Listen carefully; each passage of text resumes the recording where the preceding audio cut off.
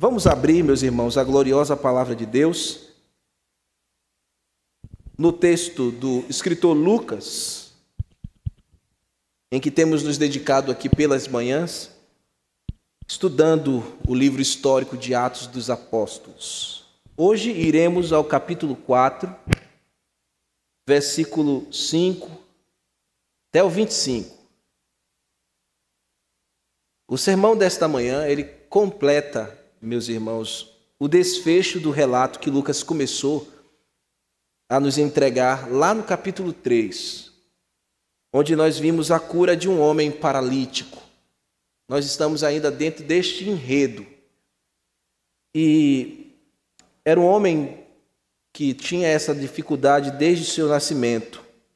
E a gente tem visto aqui os desdobramentos que se deram concomitantemente ao milagre da qual este homem foi objeto. Vimos a restauração física deste homem e a restauração espiritual que ele viveu. O texto destacou as palavras de Pedro, que chamamos de a segunda pregação. É dentro dessa segunda pregação dele que a gente tem visto esse desdobramento maior, onde Paulo deu provas da divindade de Jesus, da humanidade de Jesus, a sua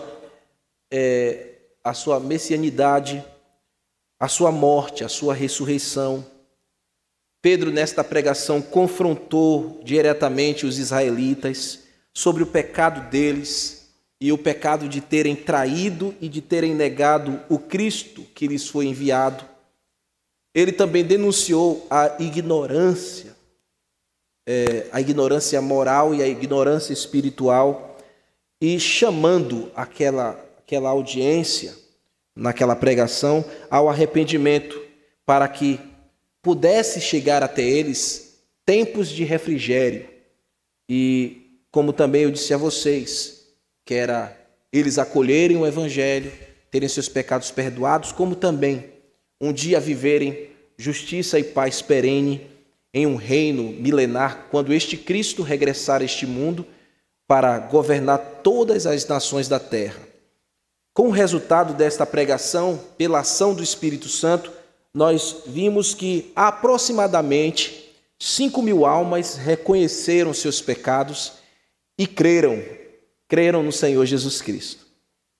Nesta mesma ocasião, eu mostrei para vocês, lá no finalzinho da pregação, Pedro nem tinha começado ainda, nem concluiu as suas aplicações, por assim dizer, e um preâmbulo, um início de uma perseguição se levanta ali. E é o que acontece.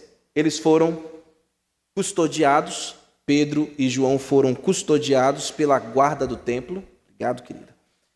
Até o dia seguinte, eu mostrei para os irmãos que até o dia seguinte se dava pelo fato de que aquele episódio estava se desenrolando já bem tarde. Então, pela lei e tradição dos judeus, eles não poderiam julgar ninguém fora de hora, ou quando já tivesse ficado muito tarde.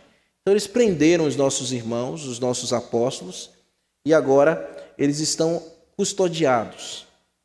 Assim chegamos ao final deste relato, onde nós vemos os apóstolos sendo interrogados e o posicionamento diante das autoridades religiosas.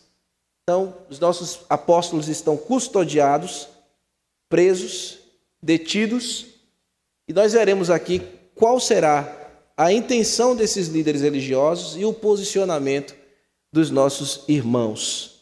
Eu chamei o sermão desta manhã de Não Podemos Nos Calar. Não podemos nos calar. E hoje nós vamos fazer um pouco diferente.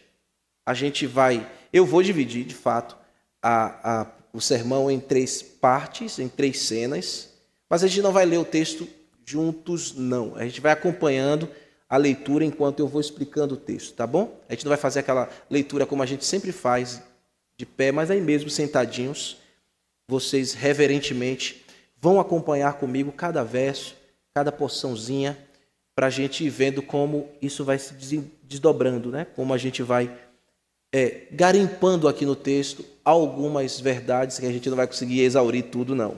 Nunca conseguimos. Tá bom, irmãos? Então vamos ficar de pé para orar. Vamos ficar de pé para orar.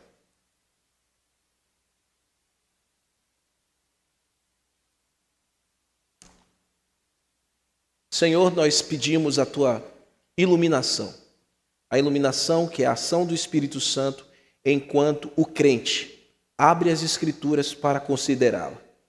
Nós rogamos, Senhor, que nesta hora o Mestre, o Senhor Espírito Santo, venha ensinar esta congregação e fazer com que a sua palavra, como foi dita aqui pela nossa irmã Mara, que é viva e eficaz, ela falou isso em uma oração ao Senhor, meu Deus, possa encontrar nos nossos corações o espaço para a transformação, meu Deus. E que possamos, através deste relato, aprender que temos a nossa missão e nós não podemos nos furtar dela, mesmo diante de hostilidades. Nos dê, meu Deus, a compreensão pela Tua palavra, coração submisso a ela, e ilumina-me a mim também, Senhor, na exposição. Que eu seja um instrumento nas Tuas mãos, e que tantos meus irmãos que estão aqui possam ser edificados, aqueles que estão aqui presentes neste lugar, como os que estão acompanhando esta pregação, meu Senhor, pela transmissão em nossas plataformas digitais. Pedimos ao Senhor, meu Deus, que a Tua obra seja realizada para a glória do nome de Jesus. Amém. Podeis sentar, meus queridos. Então vamos à primeira cena. Essa primeira cena, ela vai dos verso 5 até o verso 13. E nela, Lucas nos apresenta os apóstolos diante do Sinédrio. E eu chamei esta cena aqui, irmãos, dos nossos apóstolos diante do Sinédrio, eu chamei esta cena de da prisão para a audiência de custódia. Tá bom? Da prisão para a audiência de custódia. Como eu estou dizendo, eles estão custodiados, eu já havia falando para vocês na introdução, e agora eles se apresentarão para uma audiência de custódia. E vamos ver aqui, por favor, os olhinhos na palavra de Deus. Logo no início do versículo 5, a gente vê a seguinte sentença. No dia seguinte. Essa expressão aqui, irmãos, no dia seguinte, nos conecta ao relato que aconteceu no dia anterior, obviamente. E este dia anterior, os nossos irmãos, os apóstolos, estavam pregando o evangelho quando foram amanietados, por assim dizer, foram presos e ali custodiados. Eu falei para os irmãos no sermão passado que eles ficaram em uma espécie de sala ou antessala, onde talvez, segundo alguns historiadores apontam, era o lugar reservado onde a guarda do templo costumava descansar, ou prender algum baderneiro ali que estava tentando trazer algum tumulto à ordem das realizações litúrgicas. Eles vão passar por uma espécie de sessão, em virtude dos fatos decorridos que culminaram na detenção temporária dos nossos apóstolos. Os fatos que vocês já devem estar lembrando aí, recordando, é o milagre e a pregação. Então, sem perda de tempo, logo quando o dia amanhece, no dia seguinte, Lucas deixa muito claro aqui na narrativa. Veja comigo. No dia seguinte, logo o dia amanheceu, reuniram-se em Jerusalém as autoridades. Essa reunião aqui, que eu estou me referindo, meus irmãos, foi aquela sessão ou a audiência de custódia. Então, antes do dia amanhecer, eles já estavam se organizando para isso. Lembrem que quem chegou lá foi os guardas do templo, o capitão da guarda religiosa, chegaram alguns saduceus, e esses homens saduceus, eles pertenciam também ao grupo que compunham o Sinédrio, que eu já vou explicar para vocês. E eles articularam uma reunião logo nas primeiras horas do dia. Então o dia amanhece e os discípulos saem da detenção para uma audiência de custódia. E ela ocorreu ali mesmo, meus irmãos, ao lado norte do templo. Ao lado norte do templo, que era um local onde costumeiramente, essas autoridades religiosas se reuniam. Havia um lugar na parte norte do templo de Salomão, que era chamado de o salão ou a sala das pedras lavradas. A gente não tem isso aqui no texto, mas quando você vai estudando, fazendo exegese do texto, buscando na história o que esse relato tem mostrado, você vai encontrar vários comentaristas falando isso. Então, tem uma sala lá no templo chamada a Sala das Pedras Lavradas, que era o lugar aonde os líderes religiosos se reuniam para estarem em um concílio, por assim dizer, para tomar algumas decisões. Então, essa área ficava ali restrita para os sacerdotes e os líderes religiosos. Tá bom? Nessa reunião, que se fez presente aqui os nossos apóstolos, custodiados, também é chamada no Novo Testamento de sinédrio. Tá bom? Essa reunião de líderes religiosos para esse fim é chamado no Novo Testamento de sinédrio. O que é um sinédrio, meus irmãos? Para ficar mais claro para vocês. Talvez vocês já viram mesmo na leitura que vocês fazem da Bíblia, essa expressão no Novo Testamento, sinédrio. O sinédrio era uma espécie de tribunal superior religioso político. Então, neste ambiente, nesta reunião, acontecia em Jerusalém, por isso que o templo, a palavra do Senhor disse, logo quando o dia amanheceu, né, logo no dia seguinte, reuniram-se em Jerusalém.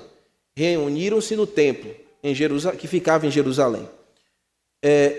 Essa corte era considerada a corte mais elevada para os julgamentos no meio do povo de Israel. Esta corte se reunia para garantir o quê? A ordem religiosa, para garantir o cumprimento das leis cerimoniais, e também ela trabalhava em parceria política, porque vocês sabem que Israel está politicamente sendo dominada ou liderada pelos romanos. Então eles tinham uma parceria com os romanos. E em muitos casos, essa corte tinha que tratar problemas de ordem religiosa e também de ordem de crimes comuns no meio do povo. Então, dali, depois que eles tomavam a decisão, eles mandavam para Roma e Roma fazia a aplicação da sua pena. E esta pena poderia chegar a ser a pena capital. Então, a pena capital seria a pena de morte. Eles estavam ali, meus irmãos, literalmente, diante de uma corte que possuía poder e autoridade para fazerem o que eles quisessem com aqueles irmãos. Então, os nossos apóstolos não estavam em uma situação muito privilegiada, nada privilegiada. Eles estavam correndo risco de morte, literalmente. Eles não estavam ali para uma discussão, para ver o que estava acontecendo, me dá umas explicações breves, vão para casa. Não, eles estão ali correndo literalmente risco de morte. A intenção do coração daqueles líderes religiosos era fazer o mesmo que fizeram com o seu mestre, matá-los. Ok? Então a gente não pode perder isso de vista. No mínimo, o que eles fariam, se não os matassem, era mandá-los para serem açoitados. Lembra das chibatadas que geralmente os judeus faziam? 40 menos uma. Então eles poderiam passar por aquilo ali. E quem é que compunha esta reunião onde eles estão custodiados, esta audiência de custódia? Quem é que compunha? Quem eram os membros do sinédrio, meus irmãos? A gente vai ver aqui no texto, põe os olhinhos, Lucas chamando-os de autoridades. Está vendo aí no verso 5? Autoridades. Palavrinha aí, autoridades. E quem são essas autoridades? Aí ele vai começar a falar mais especificamente quem são. São os anciãos. Os anciãos eram o quê? Os membros de famílias mais nobres e que tinham o respeito e a influência de todo o povo. Obviamente também eles tinham muita habilidade com a lei, com todo o sistema de tradição religiosa, mas eram a parte nobre, aristocrática do meio do povo. Depois ele vai dizendo também que quem compunha era os escribas. Os escribas, meus irmãos, eram reconhecidos no meio de todo Israel como aqueles que eram especialistas da lei, ou eram os doutores da lei. Você já viu isso na Bíblia? Os doutores da lei, quando aparece no Novo Testamento doutores da lei, está se referindo a estes aqui, que são os escribas, aqueles que estudam para interpretar as escrituras do Velho Testamento. Então, geralmente, esses doutores da lei ou esses escribas eram formados por fariseus. E os fariseus, eles tinham essa habilidade. Eles interpretavam a Torá. O que é a Torá? Os 5 primeiros livros da Bíblia, aí que você tem os 5 primeiros livros de Moisés. Então, eles interpretavam esta lei para entregar ao povo, como também eles manipulavam e formulavam tradições para que fossem seguidas como ordens divinas. Outro grupo que se formava este sinédrio está aqui também, agora no versículo 6. Olhem comigo. Como os sumos sacerdotes, Anás e Caifás. Está vendo? Como o sumo sacerdote, Anás e Caifás. Aí aparece aqui João, Alexandre e todos os que eram da linha dos sumos sacerdotes. Sumo sacerdote, ou principal sacerdote, ele era o membro também dessa classe, dessa nata religiosa, que a gente chama aqui de aristocracia religiosa. Muitos deles eram saduceus. Vocês já viram no sermão passado que o saduceu era aquele que não cria na ressurreição, era aquele que não cria em espíritos, era aquele que não acreditava em anjos, em manifestações sobrenaturais. Então, eles estavam aqui e Anás e Caifás eram saduceus. Eles, da linha religiosa, eles não eram fariseus, eles eram saduceus. Então, olha o que esses homens acreditavam. Lembra que quem chegou foram os saduceus? Muito provavelmente foram outros, e não Anás e Caifás. Mas agora Anás e Caifás está aqui para julgar os seus irmãos. Eu tinha colocado uma foto, não sei se Júlia botou aqui, eu acabei me esquecendo. Eu trouxe uma foto que podia representar bem para vocês como era organizado isso. Mas deixe-me dar um ponto histórico aqui para vocês que eu acho bem importante, que contribui para a nossa compreensão das Escrituras Sagradas. Anás, que aparece aqui, era o sumo sacerdote que assumiu o cargo ou a função sacerdotal no ano 6 depois de Cristo. E ele foi nomeado, meus irmãos, por Quirino. Quirino, na época, era o governador da Síria. E ele Anás exerceu esse cargo durante até o ano 15 depois de Cristo. Ele assumiu no ano 6 e foi até o ano 15, quando ele foi deposto por um outro governador romano chamado Valério Grato. No entanto, mesmo depois que Anás foi deposto por este novo governador, ele continuou sendo influente no meio do povo. Por isso que ele está aqui junto com o outro Caifás, com o outro sumo sacerdote. Ele continuou sendo muito influente no meio do povo. Caifás, ele é da família de Anás e passou a tomar o lugar religioso, político no meio do povo. Por que Anás continuou sendo influente e bem respeitado no meio do povo?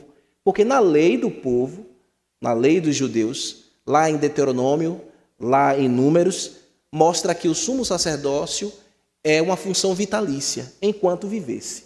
Então, se Anás não morreu, o povo, segundo a sua lei, dizia, ele é o nosso sumo sacerdote, de direito e de maneira espiritual, por assim dizer. Mas você vê que aparece o outro personagem aqui, que é Caifás. Caifás, ele vai assumir no lugar de Anás para ser o sumo sacerdote que foi dado autoridade por Roma. Então agora ele está representando a posição civil e política. Então você tem esses dois aqui, um representando as questões espirituais diante do povo e o outro representando as questões civil e a questão pública ali com Roma. É por isso que você vê no Novo Testamento que Jesus foi julgado por esses dois. Você já viu isso lá no Novo Testamento? Foi julgado por Caifás e foi julgado por Anás. Você vê isso lá no capítulo 18 de João. Então é importante você saber por que em Israel tem dois sumos sacerdotes, por assim dizer, naquela época. Então, no tempo em que Jesus viveu, foi julgado, condenado e morto, como também nesses dias aqui em que os nossos apóstolos estão pregando, era o tempo em que existiam esses dois sumos sacerdotes. Um mais dedicado à questão religiosa no meio do povo, o outro também tinha funções religiosas, mas era mais inclinado para a situação civil e política no meio do povo. Então, é importante você fazer essa separação. Não sei se você já teve essa curiosidade, ou já percebeu isso nas suas leituras, mas é importante. Apareceu aqui, eu preciso dar essa explicação para vocês. Mas aparece aqui também mais dois personagens, não é? João e quem? Alexandre. Quem são eles? A gente não sabe dizer muita coisa. Eu trouxe essas informações de Anás e Caifás, porque a gente tem mais informações nas Escrituras, e aí eu lancei mão de dados históricos para que você tenha maior lucidez. Mas a gente não tem muita informação quanto a esses dois aqui, que é João e Alexandre. O máximo que a gente tem de informação é que eles pertenciam à linhagem dos sumos sacerdotes. Então, algumas pessoas dizem que ele era parente direto de Anás, outros diziam que eles eram parentes direto de Caifás. O fato é que eles pertenciam também à aristocracia e estavam aqui para julgar os nossos irmãos. Pois bem, a Corte Suprema se reuniu para exigir que Pedro e João apresentassem um depoimento e explicassem a razão porque eles estavam ali pregando aquela multidão e porque eles estavam falando que Jesus ressuscitou e porque eles estavam atribuindo a Jesus aquele milagre. Uma vez que esses religiosos tinham a Jesus Cristo como um impostor. Jesus era um impostor para eles, um usurpador. Além dos saduceus estarem ali presentes, que já não acreditavam que Jesus ressuscitou, porque era uma coisa que eles não criam, eles ainda tinham Jesus como uma espécie de charlatão, um pseudo-messias. Então, venham comigo agora para o verso 7, olhem comigo. E pondo-os perante eles, a aristocracia, esse grupo, pegou os apóstolos e colocou diante deles. Então, como era organizado aquele sinédrio? Era como um formato de uma ferradura. Você já viu aquela ferradura? Já viram, irmãos? Era como aquele formato de U, aquela ferradura.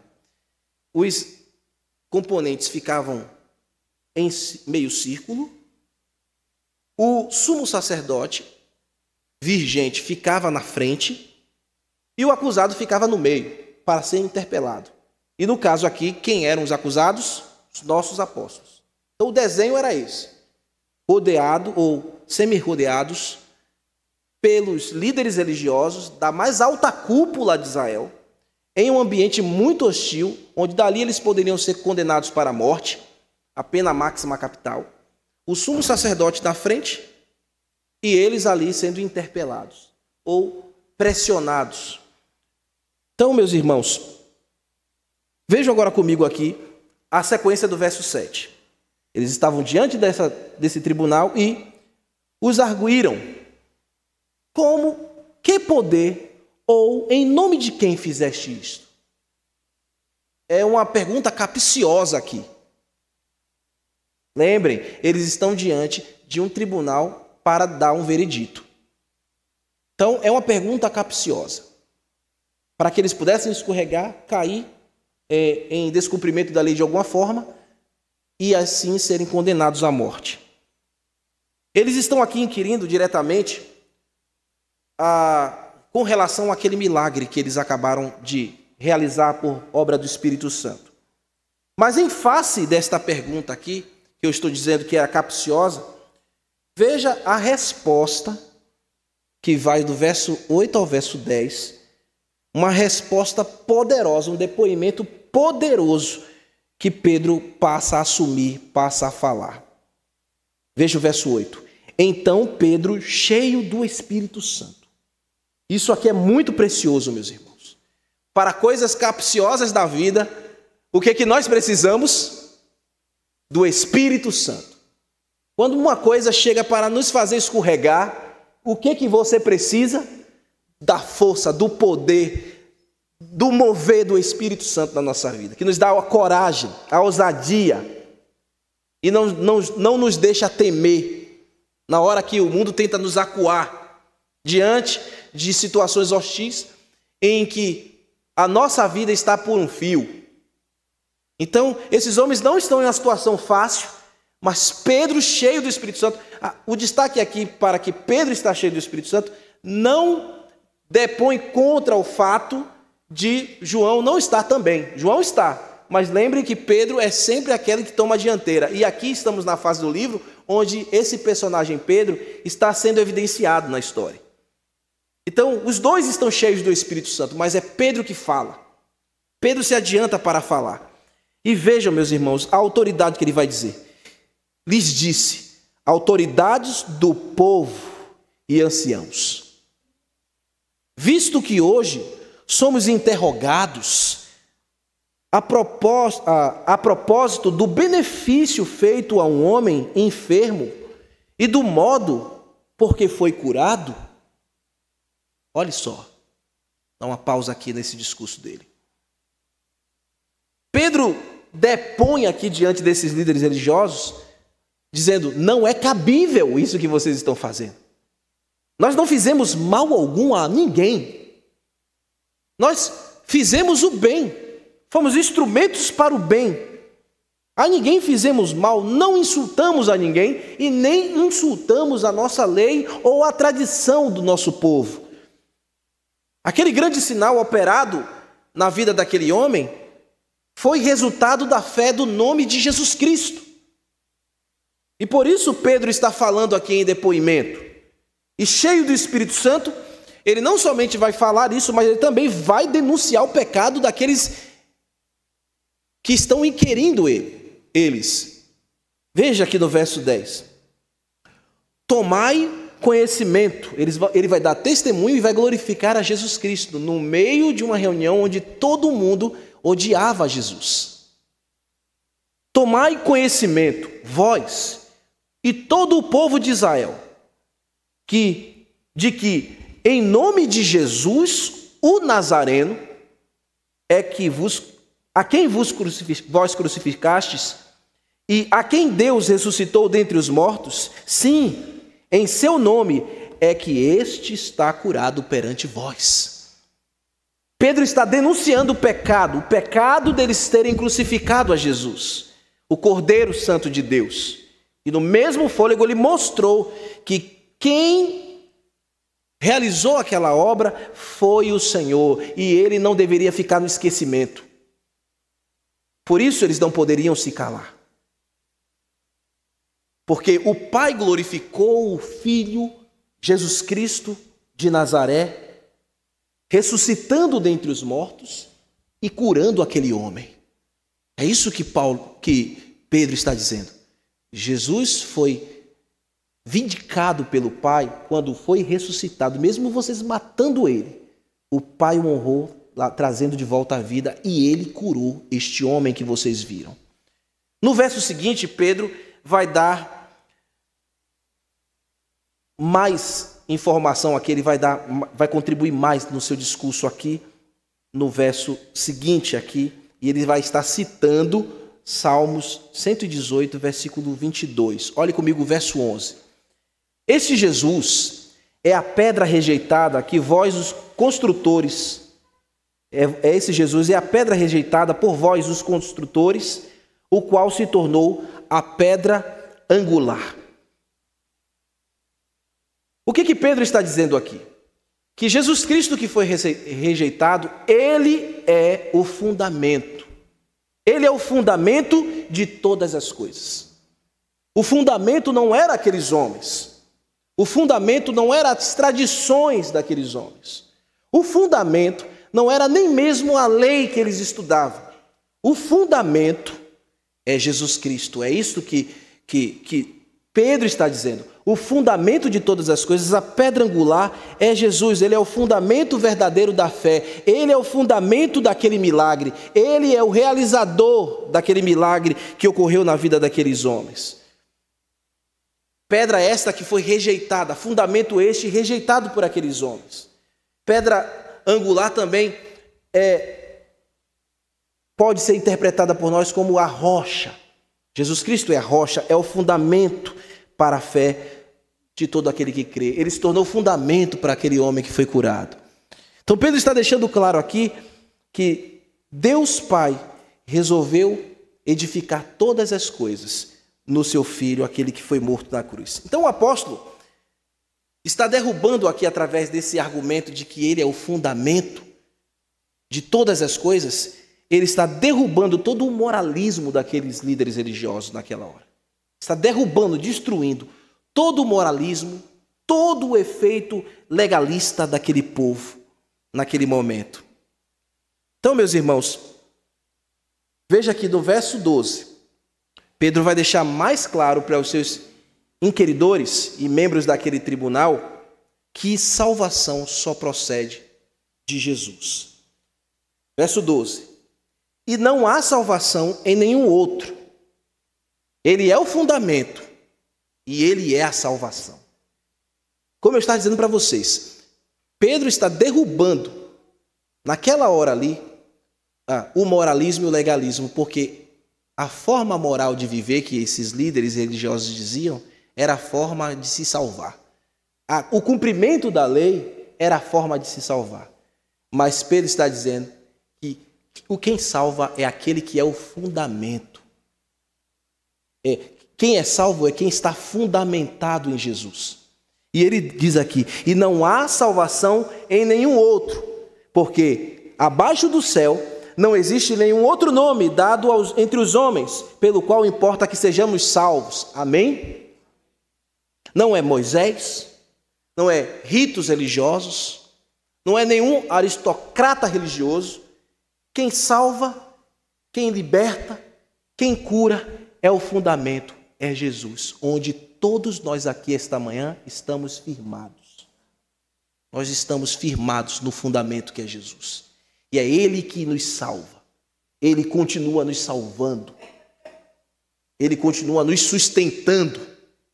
E é esta fé, meus irmãos, que demove todo efeito legalista, todo efeito moralista. É esta fé e neste fundamento que nós encontramos a razão que não é pelo nosso bel prazer e que não é pelas nossas boas ações que nós entraremos no céu. Só entraremos no céu porque estamos fundamentados em Jesus Cristo. Então Pedro, quando falou assim, debaixo do céu, ele está dizendo, não existe para nenhum homem, não existe para nenhum povo em nenhuma nação outra forma de receber salvação e justificação que não seja pelos méritos de Jesus Cristo. E isso incluía aqueles líderes religiosos. Cada um de nós, inclusive vocês, isso é muita autoridade, irmãos. Inclusive vocês, que se arrogam os melhores. Vocês precisam de Jesus Cristo para serem salvos. Essa manhã, você que me ouve aqui, você precisa de Jesus Cristo para ser salvo. Se o seu fundamento não for Jesus Cristo, você cairá. Você cairá em condenação. E quando o Sinédrio ouviram aquelas palavras cheias, embebecidas de autoridade, eles ficaram perplexos, eles ficaram atordoados também com a autoridade daquele depoimento. Veja o verso 13. Ao verem a intrepidez, a ousadia, a coragem, que vocês já sabem que veio de quê? Não era ali um desaforo. Pedro e João são crentes, eles respeitam as autoridades. Mas naquela hora, quem encheu para falar com intrepidez foi o Senhor Espírito Santo. Então não é desaforo aqui, não é desrespeito. É a autoridade dada por Deus, que Ele nos concede para falar no mesmo poder quando nós fomos colocados diante de qualquer uma pessoa que venha inquirir a nossa fé. Então, nesta hora você não será enquadrado como um desaforado, mas alguém intrépido, cheio do Espírito Santo. Meus irmãos, para falar do nome de Jesus, nós precisamos estar cheios do Espírito Santo. Eu já falei isso aqui alguma vez para vocês. Por quê? Porque eu não posso falar, pastor, sem estar cheio do Espírito Santo? Poder pode. Você vê tanta gente falando Jesus por aí. Mas quem vive cheio do Espírito Santo, acontece o que está acontecendo aqui, meus irmãos. O testemunho é eficaz, é poderoso e é garantido pelo Senhor. Então nós estamos sendo chamados por Deus a sermos propagadores do Evangelho. E cada um de nós aqui, para sermos intrépidos, precisamos da ação do Espírito Santo impelindo a nossa vida em coragem, de forma destemida. Ao verem a intrepidez de Pedro e João, sabendo que eram homens iletrados, incultos, admiraram-se. Eles ficaram admirados. São galileus. Vocês já sabem aqui, né? O que era ser um galileu naquela altura da vida. São homens que não têm condição nenhuma. Como é que eles podem falar com tanta propriedade, com tanta segurança, com tanta ousadia, com tanta conexão, com tanta coesão? Eles ficaram espantados e rapidamente lembraram de uma coisa. Olhem aqui comigo, a continuação do verso 13. Eles lembraram que eles estiveram com um outro galileu e reconheceram que haviam estado com Jesus. Se você estiver cheio do Espírito Santo, intrépido, meu irmão, todos reconhecerão que você esteve com quem? Com Jesus Cristo. Que quem te ensinou foi quem? E que tua autoridade vem de quem? Então eles estavam entendendo que a autoridade que o Espírito Santo estava dando àqueles homens procedia de quem? Jesus Cristo é tudo para a nossa vida, meus irmãos. Ele é o nosso poder, Ele é a nossa pregação, Ele é a nossa autoridade, Ele é a nossa coragem. Quando a nossa fé precisa ser exigida, e o pregador será exigido a sua fé. E nessa hora, a intrepidez virá por meio de Jesus Cristo, e todos reconhecerão que estivemos com Ele. Que pela manhã cedinho você esteve com Jesus, lendo a palavra, comendo as Escrituras. Que todos os dias você tem um encontro com o Mestre, com o Nazareno, com Jesus Cristo. Esses homens estão cheios do Espírito Santo porque estiveram com Jesus e eles reconheceram isso aqui. Essa autoridade, eu só ouvi um homem falar desse jeito em todo Israel e foi aquele Nazareno, aquele Galileu também, Jesus. Você quer, meus irmãos, que alguém reconheça que você esteve com Jesus? Porque nós que somos pregadores, comunicadores da palavra de Deus, o nosso mérito é ser reconhecido porque estivemos com Jesus. Porque quem olha para a nossa pregação precisa ver Jesus. Quem olha para o nosso posicionamento, para a nossa postura, precisa ver Jesus. E a presença de Jesus em nós nos dará coragem, meus irmãos, para os ambientes mais hostis que nós chegarmos. Aonde nós chegarmos, quem está lá, quem estará lá é Jesus, porque estivemos com Ele, porque estamos nele, porque Ele é o nosso fundamento, porque estamos fincados com Ele. Cada passo que nós demos, aonde nós formos colocados, mesmo que sejamos custodiados e colocados em uma audiência de custódia, quem estará nos garantindo naquela hora? Na intrepidez, o poder do Espírito Santo é a pessoa de Jesus Cristo em nós. Então, agora vamos para a segunda cena, verso 14 ao verso 17. Relata aqui que o Espírito Santo está dando autoridade a eles falarem, e eles apresentam aqui uma prova factual, inquestionável. Esta cena eu chamei de contra fatos não há argumentos. A gente costuma dizer isso? Contra fatos não há argumentos. Então vamos ver aqui como esse quadro se desenha. Verso 14. Vendo, porém, com eles o homem que fora curado, nada tinham de fazer em contrário. Eles queriam, como eu falei a vocês, destruir os nossos apóstolos. Mas ao verem a prova cabal do milagre, que estava diante dos seus olhos, eles não puderam fazer nada. É importante aqui, meus irmãos, destacar que essa frase aqui, vendo, porém, eles com o homem que fora curado. Quem está custodiado aqui foi Pedro e João, não é o que fora paralítico. Onde é que esse homem está? Ele está lá no templo, Eu não disse a vocês que eles estão agora sendo arguídos em um outro lado, na parte norte do templo? Aonde é que esse homem que foi curado está? Lá com os 5.000, com os quase 5.000. Vocês acham que eles foram embora? Fizeram uma vigília. Fizeram uma vigília. Eu vou presumir isso, e talvez eu acredito que estavam orando, pedindo ao Senhor que sustentasse aqueles 2 pregadores que estavam lá dentro sendo inquiridos. Fizeram uma vigília, orando, e a evidência do milagre está lá, junto com eles também, agora orando, clamando a Deus que sustentasse os nossos irmãos. Irmãos, quando nós estivermos diante das autoridades deste mundo, pode crer que terão muita gente orando por nós, para que sejamos encorajados, intrépidos. A igreja estará orando, pedindo ao Senhor que lhes encha e te capacite de força. Então, nas imediações ali do lugar da custódia, eles estão orando. Então, o que fora curado está lá com eles, com aqueles quase 5.000. Agora veja aqui comigo, a partir do versículo 14 até o versículo 15 e 16. E mandando-os sair, eles viram o paralítico lá, eles viram todo aquele movimento. O que eles fizeram?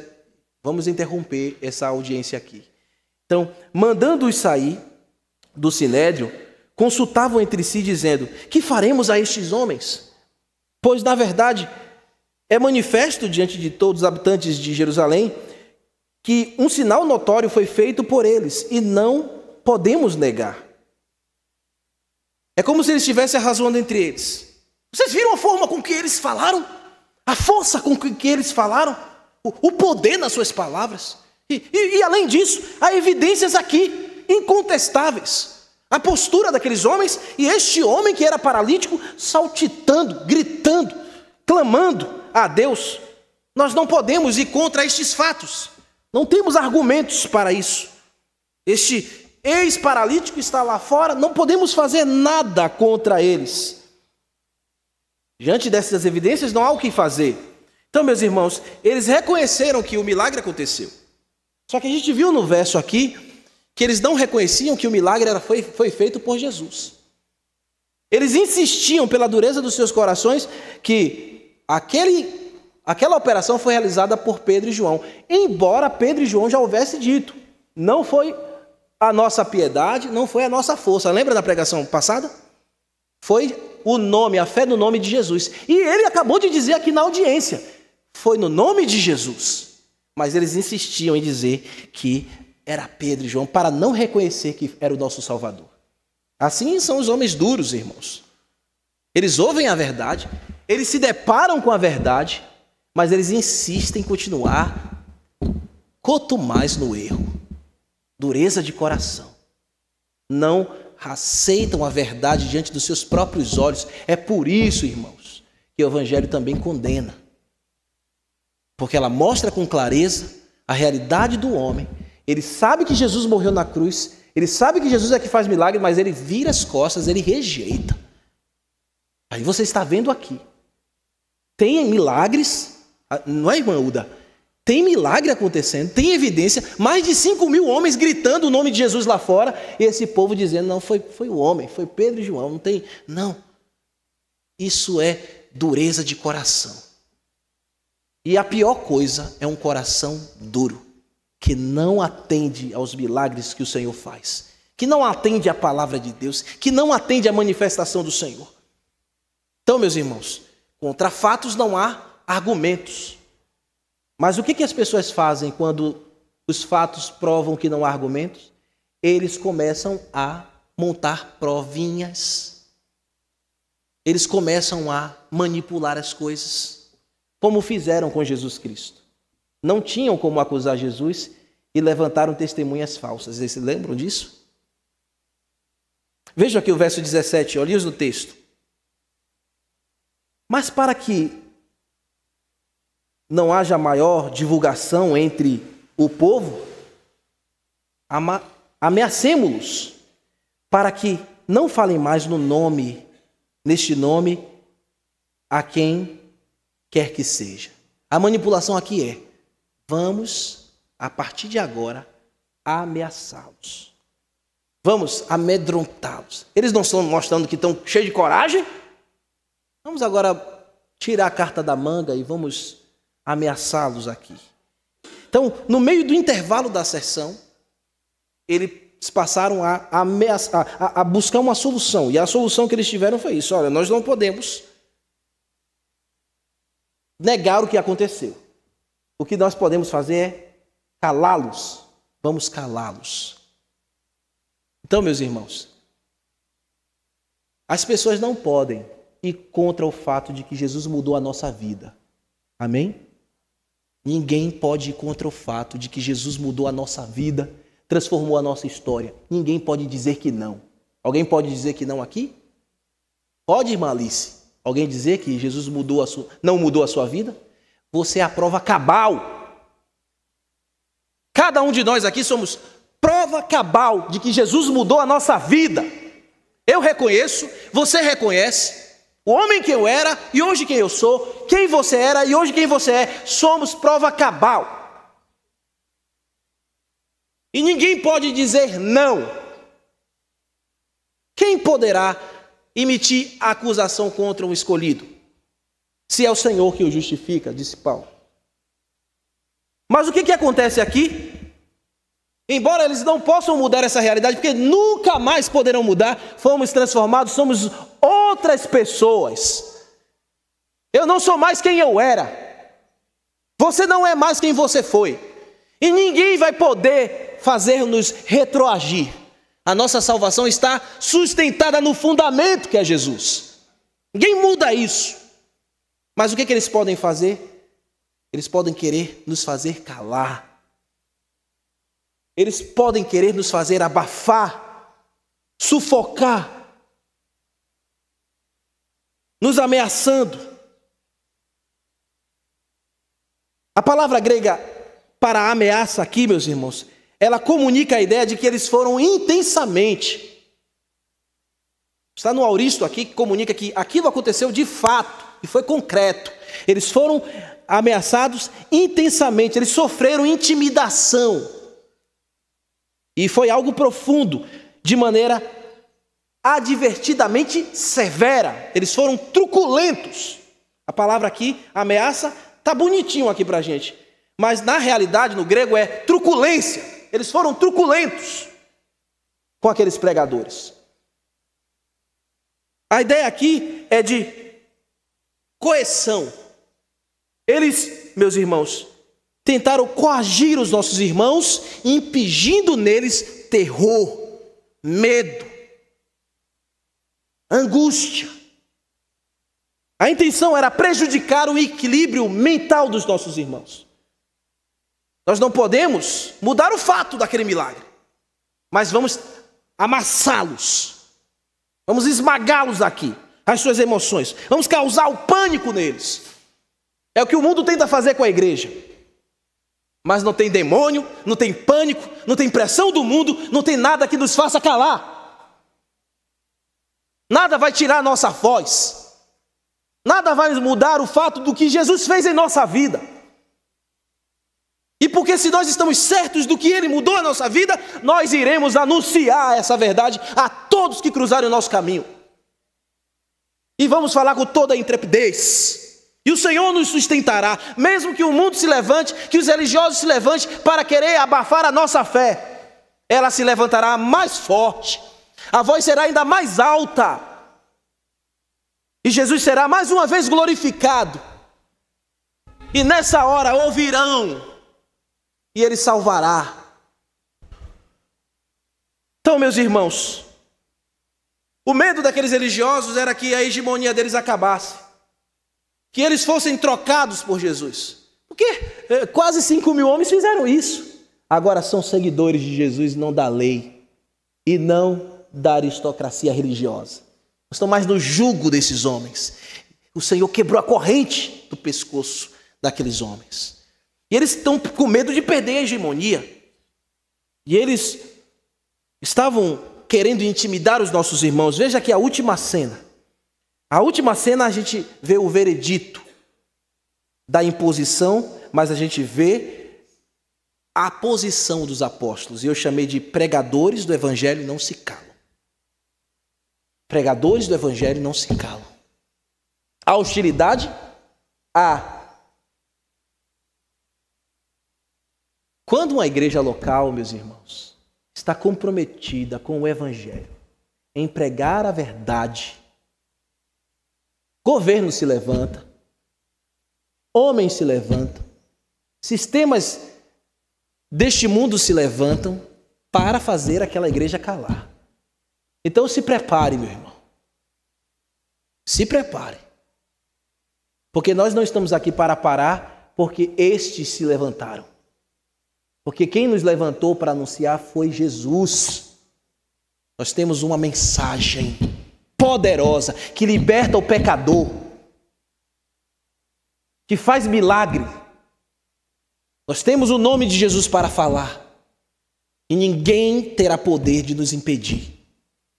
Nós estamos convictos disso. Eu estou convicto disso. Vamos lá para a última cena, verso 18. Ordenaram-lhes que absolutamente não falassem nem ensinassem o nome de Jesus. Está vendo aqui a palavra absolutamente? Não falassem aqui no grego, meus irmãos, comunica a ideia, ela tem uma partícula aqui grega negativa, que é o me, que é um não enfático. Por isso está aqui esse absolutamente. De jeito maneira, vocês saiam daqui para falar. Nós vamos soltar vocês, mas vocês não falem nada. Aqui não discrimina qual foi o nível de ameaça, mas a gente sabe que eles estavam sendo ameaçados de morte. Então não falem de jeito maneira. Essa palavra aqui, meus irmãos, que aparece para o nosso idioma, palavra grega aqui, nesse termo não falasse, é como que se ele estivesse dizendo assim, ó, não emitam nenhum tipo de som. No grego essa expressão significa emitir sons.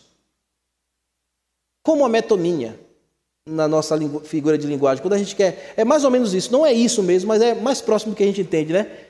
Metonímia, quando você faz psiu, quando você faz rum, não façam nenhum tipo de som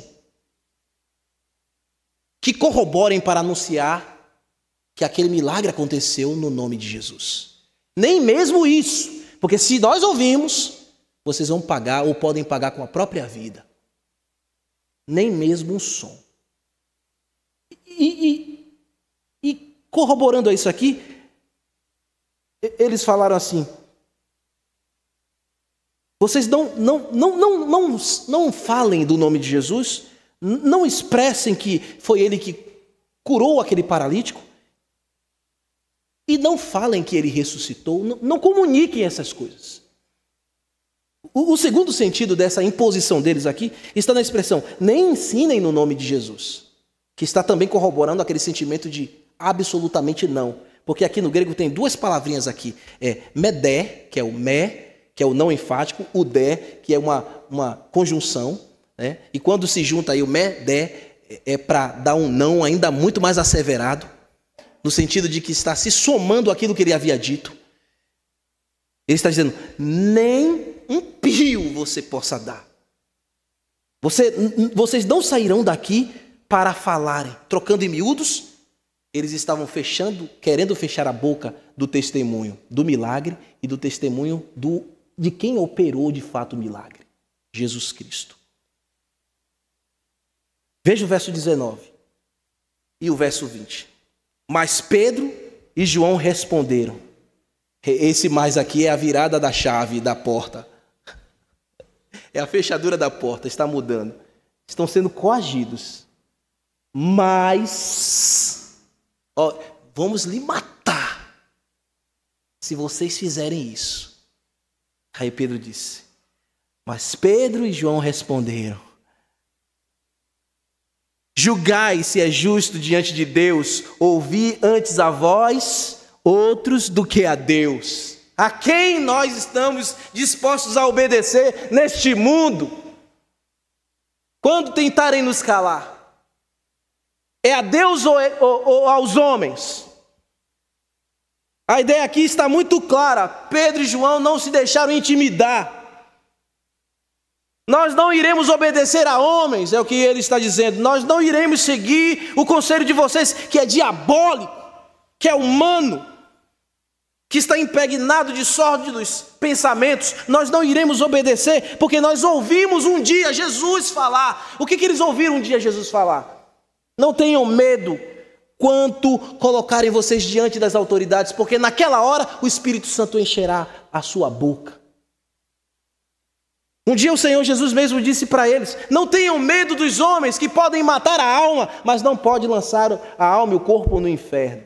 Tema a Ele, a Deus, que pode lançar a alma e o corpo no inferno. Os homens podem até machucar o corpo, mas não podem destruir a alma. Então nós não podemos nos calar. A cena se conclui, meus irmãos, aqui com a glorificação do nosso Senhor. Depois, ameaçando-os ainda mais, no verso 21, depois ameaçando-os ainda mais, os soltaram, não tendo achado como castigar por causa do povo, porque todos glorificavam a Deus pelo que acontecera. Ora, tinha mais de 40 anos aquele que se operara aquela cura milagrosa. Então, aquele homem, meu irmão, já tinha passado de 40 anos. Ele era muito conhecido dentre todos que estavam ali. E também pelos que estavam no Sinédrio. E nem mesmo isso moveu o coração daqueles homens a reconsiderar seus pensamentos. Exposto o texto, meus irmãos, aquele povo glorificando a Deus, aquele povo dando glórias ao Senhor, deixe-me caminhar para algumas palavras finais. O Espírito Santo sempre vai encher o coração dos seus servos de coragem, de poder e santa ousadia. Nesse relato nós lembramos disso, eu já mostrei aqui para vocês. E quando nós estivermos diante dos homens, diante das autoridades, quem nos capacitará é o Espírito Santo e nos fará lembrar de todas as coisas e nos fará testemunhar a Jesus Cristo. Fará com que nós testemunhemos tudo o que Ele nos ensinou. Jesus disse: mas o Consolador, o Espírito Santo, que vem da parte do Pai, que o Pai enviará no meu nome, Ele vos ensinará e vos fará lembrar todas as coisas. O Espírito Santo já chegou e Ele está conosco. O Espírito Santo é quem nos enche de autoridade e ousadia e vai nos impelindo a testemunhar Jesus Cristo neste mundo perdido, que precisa de um Salvador e que nós é quem anunciamos. Irmãos, eles só conhecerão que existe um Salvador se a igreja pregar. Se a igreja se calar, o mundo não conhecerá o Salvador. Porque a autoridade da pregação foi confiada à igreja, não foi confiada a ninguém. Nem os anjos que desejavam recebeu essa incumbência. A autoridade é dada à igreja. Está comigo, está com você. Quem são os pregadores dessa geração? É o pastor que prepara o sermão? Somos todos nós. Todos nós pregamos. A autoridade está conosco. O Espírito Santo está conosco e Ele nos dá a intrepidez, a coragem para que sem medo anunciemos a Jesus. A coragem procede do Espírito Santo e Ele subjugará todo e qualquer sentimento de medo. Se você se sente receoso e tem medo de anunciar e de pregar a Jesus, lembre aqui nessa passagem que quem lhe dá intrepidez e coragem é aquele que habita em você e é o Espírito Santo. Então abra a tua boca e não te cales. Fale, não te detenhas. Pregue, creia que Deus usará as habilidades que Ele já lhe confiou. Meus irmãos, Deus enche os nossos lábios nesta hora de tamanho poder, que quando nós estamos falando, é como se Jesus estivesse falando. Lembra daquilo que nós estivemos com Jesus? Quando nós estamos falando, cheios do Espírito Santo, é como se o nosso Mestre estivesse falando por nós, e é fato. A palavra de conselho que você vai dar, A comunicação da própria verdade da palavra de Deus fluirá dos seus lábios como um remédio para curar o mais aflito, ferido coração. Uma vez que o Espírito Santo lhe dá autoridade para você pregar a palavra de Deus como um porta-voz das boas novas, não podemos nos calar. Não podemos nos calar porque, meus irmãos, no mundo há muita gente sofrendo pela falta do verdadeiro evangelho. Tem muita gente enganada por um falso evangelho. Por isso, vocês que detêm o verdadeiro evangelho não podem se calar. Enquanto você se cala, os falsos estão falando. Enquanto nós nos calamos, o engano está se proliferando. Nós não podemos nos calar. Não podemos nos calar, porque através da nossa fala, os doentes serão curados, irmãos. Os enfermos espirituais como este homem, que no mundo está cheio de paralítico, saltarão de alegria, porque ouvirão o evangelho de Jesus e estarão fundamentados em Jesus. Lembra que Pedro falou? No nome de... Eu não tenho prata, não tenho ouro, mas no nome de Jesus, levanta, fica de pé. E ele ficou. Nós vamos pregar a Jesus e eles ficarão fundamentados de pé em Jesus. Não podemos nos calar, meus irmãos, porque é a nossa incumbência. Ide por todo o mundo e pregai o evangelho. Se cada indivíduo aqui, cada irmão, cada cristão não faz isso, está pecando. Ide por todo o mundo, pregai o evangelho, é a forma de nós servirmos ao nosso Senhor, aquele que nos curou, aquele que nos libertou. Não podemos nos calar, meus irmãos, porque é a missão da igreja, a toda criatura ouvir o evangelho. Não podemos nos calar porque é a mensagem maravilhosa e temos um nome maravilhoso para anunciar. Não podemos nos calar porque temos de anunciar o que o Salvador fez em nossa vida, continua fazendo e mais fará na vida de muitas pessoas. Ele mudou muitas histórias aqui. Todas as histórias aqui. E Ele vai continuar mudando histórias espalhadas no mundo inteiro. Não podemos deixar de anunciar o amor de Jesus. Não podemos deixar de anunciar a justiça que há em Jesus. E o que nos importa então fazer, irmãos? Obedecer a Deus ou obedecer aos homens? Porque quando você se cala, você está obedecendo a homens, a sua própria voz, de medo e de insegurança. Negue-te a ti mesmo primeiro. Negue primeiro a tua voz temerosa interior. Expurgue isso de você, expulse isso de você e abrace a palavra de Deus. Deus lhe chamando para ser um comunicador da sua palavra.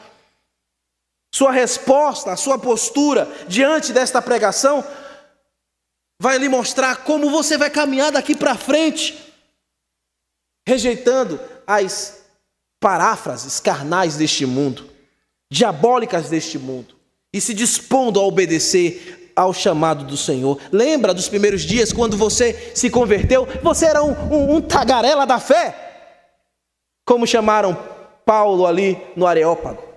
Não, tagarela da fé. Você falava de Jesus para todo mundo, pelos cotovelos. Você ia para uma festinha de aniversário comendo brigadeiro, Jesus.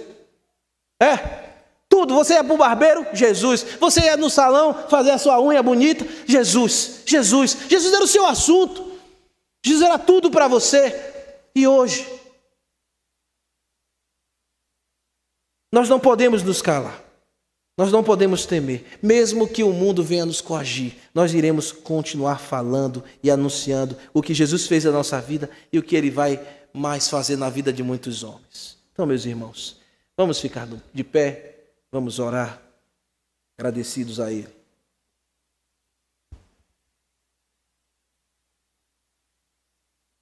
Deixa eu ler aqui com vocês, para vocês, 1 Pedro 3, 13 a 18. Que esse verso aqui lhe encoraje essa manhã. Quem é que desejará lhes fazer mal se vocês se dedicarem a fazer o bem? Mas ainda que sofram por fazer o que é certo, vocês serão abençoados. Amém? Portanto, não se preocupem e não tenham medo de ameaças. Isso é Pedro falando, aquele que estava diante daquele sinédrio. Em vez disso, consagrem a Cristo como o Senhor de suas vidas. E se alguém lhes perguntar a respeito de sua esperança, estejam sempre preparados para explicá-la. Façam-no, porém, de modo amável e respeitoso. Mantenham sempre a consciência limpa. Então, se as pessoas falarem mal de vocês, ficarão envergonhadas ao ver como você vive corretamente em Cristo. Lembrem-se de que é melhor sofrer por fazer o bem, se for da vontade de Deus, do que por fazer o mal. Pois Cristo também sofreu por nossos pecados. De uma vez por todas, embora nunca tenha pecado, morreu pelos pecadores a fim de conduzi-los a Deus. Sofreu a morte física, mas foi ressuscitado pelo Espírito. Amém. Obrigado, Senhor, pela Tua palavra. Nos levante, Senhor, cada um de nós, como um exército de pregadores, destemidos, cheios do Espírito Santo, cheios de coragem, de intrepidez. Que estas cenas que foram pregadas aqui, Senhor, possam serem repassadas em nossa memória e em nosso coração. Nós não podemos nos calar. Nos envia, Senhor, a todos, quanto o Senhor desejar. E que estejamos, Senhor, prontos a Te obedecer. Para, meu Senhor, a glória do nome de Jesus Cristo ser vista por todos aqueles que cruzarem as nossas vidas, que se aproximarem de nós. Nos dê, Senhor, a coragem de Pedro e João, dar à igreja local, Senhor, o poder de testemunhar Jesus Cristo para a salvação dos perdidos. No nome de Jesus, oramos. Amém. Deus abençoe, meus irmãos. Podem sentar.